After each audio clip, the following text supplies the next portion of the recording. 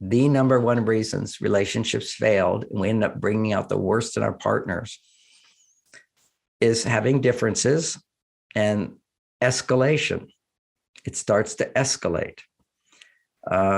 Basically, as soon as you start to feel I'm not being heard and you say you're not listening to me, that's escalation.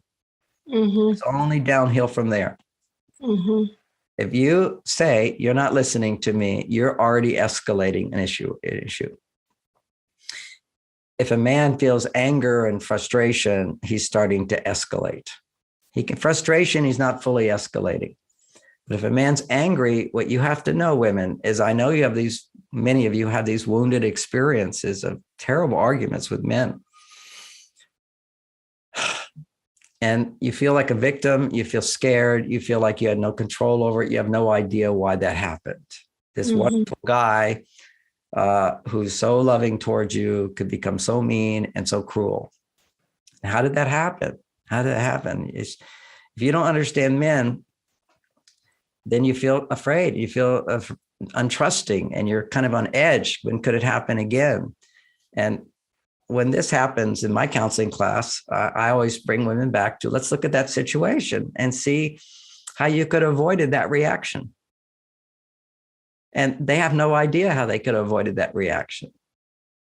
So it's literally a feeling completely powerless. When you understand why you get what happens to you, particularly when it's not favorable, then it could happen anytime again. The brain will live in fear forever and mistrust and the inability to open heart and accept and appreciate what you have. The brain goes into a fight or flight response from the wounds of the past. And what we want to do is explore those wounds of the past, and you go back to those situations, at least in gender discussion here with a man and you're a woman, you have no idea how you contributed to what just happened. They're so invested in, yeah, but I didn't mean to do anything. I was only trying. I was only, trying to improve the relationship by conversation. He said, yeah, I said this and this, but he said that and that. You see, this is very childlike and only keeps you in a place of mistrust along the line. So if you can revisit those difficult times in the past and you go there from the perspective of understanding men, you realize that there was an escalation that took place. So now a man is saying something mean to you. Okay, so I've heard the most amazing things some men will say who are really good guys. When there's a hurricane, these guys will get in a truck and they're out there handing out food to everybody. There's a savior thing. There's a hero thing inside of men. And just as bright and shiny as they can be dark if mismanaged. So the management here is just to understand this concept of escalation. Your number one phrase to de-escalate is, this is not really a big deal. And I just need to say this for you to think about, and you don't have to say anything.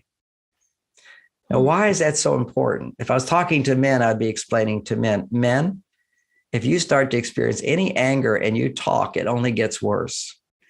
Because when you're angry and you're a man, that means your estrogen levels are flaring and your testosterone is going down. You're becoming somebody other than who you are.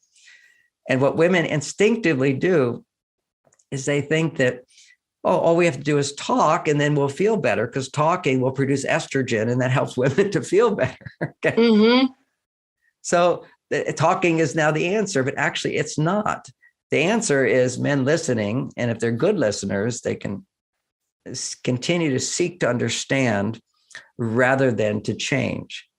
Because what women need most is to be understood. If a woman's upset, the emotional charge, which prevents her to feel relaxed and open and loving and appreciative, that charge is she's needing to feel safe and understood, seen and heard. You don't have to agree with her. See, men think, but I don't agree with her. No, you need to understand where she's coming from in her reality. And then the extra power that you can have to really transform a woman, if you're a man, is to understand her emotions. And that's what men can relate to. If you say, gee, I feel like, you're working too much. I don't relate to that. I don't feel like you're working too much. I'd rather, so it's hard for us always to relate and connect with what you're feeling. I feel this belief, as opposed to I feel frustrated when you're so busy. I'd rather spend more time with you because I love you. I just wanted to let you know. It's an FYI. Okay. Just informing. Conversation is informing.